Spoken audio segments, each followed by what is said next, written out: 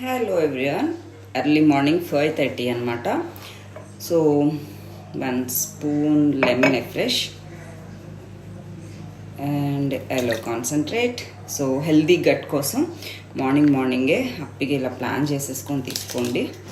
And so నేను దీని తర్వాత వర్కౌట్కి కూడా వెళ్తాను. మీరు ఏ హీట్లో తీసుకోగలిగితే ఆ హీట్లో తీసుకోండి. అట్ ది సేమ్ టైం ఒక 1/2 లీటర్ ఉండేలా చూసుకోండి, ఓకేనా.